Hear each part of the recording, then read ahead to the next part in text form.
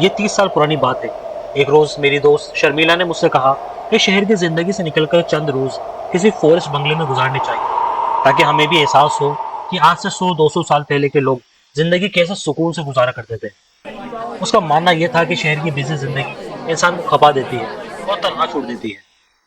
शर्मिला एक सरकारी नौकरी करती थी और इंसानों के जंगल में बेचैन हो जाया करती थी। मुझे भी उसकी राय अच्छी लगी, लिहाजा हमने अपने फॉरेस्ट ऑफिसर दोस्त से रब्ता किया। तो उसने हमें ये मशवरा दिया कि तुम लोग अगर किसी बहुत जाने पहचाने या वेल नोन गेस्ट हाउस के बजाय लहरी गेस्ट हाउस में चले जाओ तो काफी मजा आ जाएगा। लहरी गेस्ट हाउस अंग्रेजों ने 200 साल पहले बनाया था और ये शिमला विलेज से करीब 50 किलोमीटर दूर एक जंगल में मौजूद था। क्योंकि ये शिमला से ज्यादा दूर नहीं था, इसलिए हमने डिसाइड किया कि बस हम इसी गेस्ट हाउस में जाएंगे। हमारे दोस्त ने वहां के स्टाफ को हमारे आने की इतला कर दी और उन्होंने हमारे लिए कमरा बुक करवा दिया। इत्तेफाक ये हुआ कि शर्मिला को सुबह कुछ काम पड़ गया। उसने मुझसे कहा, यार शाम को चलेंगे, कौन सा ज्यादा दूर जाना है। तो मैंने भी कहा चलो ठीक है। ये पुराने दौर की बात है, तब सबके पास गाड़ी नहीं हुआ करती थी। हमने शाम से पहले बस पकड़ी और शिमला आ गए। शर्मिला ने मुझे ये बताया कि शिमला में उसका एक दोस्त रहता है जिसके पास गाड़ी है। वो ही हमें लहरी गेस्ट हाउस तक छोड़ आया।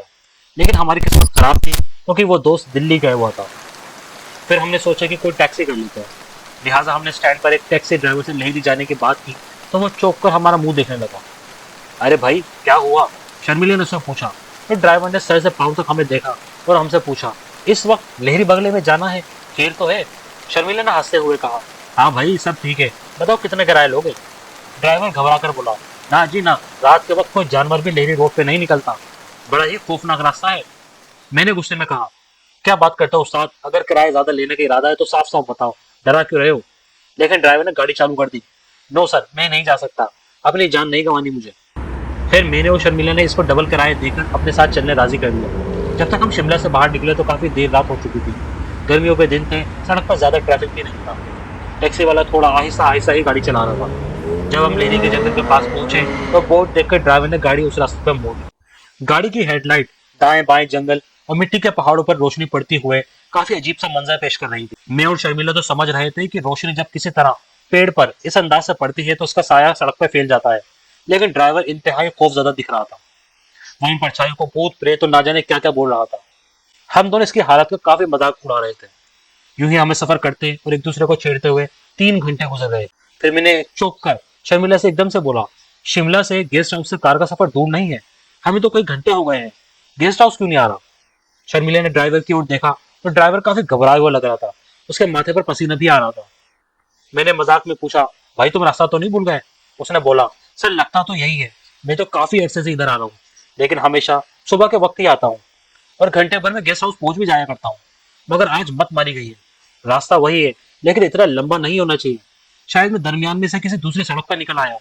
हम भी इसके बाद विंड स्क्रीन और दाएं बाएं से रास्ता देखने लगे। ऊपर देखो तो आसमान भी अंधेरे में डूबा हुआ था, कोई सितारे चमकता दिखाई नहीं दे रहा था। जंगल में किसी रोशनी का नामो निशान तक नहीं था। जंगल में घुप अंधेरा था और सन्नाटा पसरा हुआ था। पहली बार हम दोनों संजीदा हुए और ड्राइवर गाड़ी चलाता रहा। अचानक शर्मिला की नजर रोड से हटकर जंगल की तरफ पड़ी तो उसने देखा कि कोई आदमी जंगल में गाड़ी के साथ साथ चलता हुआ दिखाई दे रहा है। इसे पूछो रास्ता। मैंने पास जाकर कार रुकवाई। मुझे उम्मीद थी ये करीबी गांव का कोई बंदा होगा जो पैदल अपने घर जा रहा है। उस बंदे ने काली चादर से अपना चेहरा ढक रखा था और कंधों तक इसके लंबे लंबे बाल नजर आ रहे थे। अरे भाई सुनो, बंगले का रास्ता कौन सा जाता है। मैंने गाड़ी से शीशा नीचे करके पूछा। अजीब बात यह थी कि वह मेरी आवाज सुनकर रुका भी नहीं, ना ही पलट कर देखा। अलबत्ता उसने बाएं हाथ से इशारा किया। उसका मतलब यह था कि आगे जो बाएं जाने का रास्ता है वह बंगले की ओर जाता होगा। ड्राइवर ने चंद मिनट बाद बाएं जाने का रास्ता देखा तो गाड़ी एकदम से तेजी से उस तरफ मोड़ ली। ये सड़क काफी खराब थी, बल्कि कच्ची और तंग भी थी। इस दौरान जब मैंने पलट कर पिछले हिस्से से देखा तो मेरे पूरे बदन की जान निकल गई। मैंने शर्मिला का कंधा हिलाया तो इसने भी पलट कर देखा। वो शख्स जो रास्ते में चलता हुआ मिला था वो हवा में चंद फुट ऊपर उड़ा हुआ है और हमारी गाड़ी के पीछे पीछे आ रहा था। डर के मारे हम तीनों की हालत बहुत खराब हो रही थी। घबराहट में ड्राइवर ने फुल स्पीड से गाड़ी दौड़ाना शुरू कर दी। खुदा का करना ऐसा हुआ कि चंद मिनट में ही हमारे सामने बंगले की रोशनी नजर आने लग गई। और जैसे हमने बंगले का गेट क्रॉस किया तो हमने बंगले के गेट के पास खड़े मुलाजिमों से कहा कि फौरन से गेस्ट हाउस का दरवाजा बंद कर दो। मुलाजिम फौरन से बंगले का गेट बंद करते हुए भागते हुए हमारी तरफ आए और हमारी हालत देखकर इन्हें समझने में ज्यादा देर नहीं लगी। सर आपको रात के वक्त नहीं आना चाहिए था। कुछ महीनों से रात को इस सड़क पर बहुत ही खौफनाक वाकयात होने लगे हैं। लोग कहते हैं इस सड़क पर भूतों ने और चुड़ैलों ने बसेरा कर लिया है। जो भी गाड़ियां या कोई भी बंदा रात में सड़क से गुजरता है तो रास्ते की प्रेत आत्मा है उसको मंजिल तक पहुंचने ही नहीं देती और रास्ते ही मार देती है। ये वाकई इतने आम हो गए हैं, अब कोई भी बंदा रात को यहाँ से नहीं गुजरता। आप खुदा का शुक्र अदा करें कि इनसे बचकर यहाँ तो आ गए, वरना वो आपकी जान लेकर ही छोड़ते। मैं आज भी किसी गेस्ट हाउस का नाम सुनता हूँ तो मेरे अंदर एक खौफ सा आ जाता है। शर्मिला ने वो रात बड़ी मुश्किल से गेस्ट हाउस में गुजारी और अगले रोज मुझे सुबह सवेरे उठाकर कहा, चलो वापस चलता है। मैं खौफ के साथ यहाँ सुकून से नहीं रह सकती। मेरे शहर की वीरानगी इस जंगल से 100 दर्जा बेहतर है।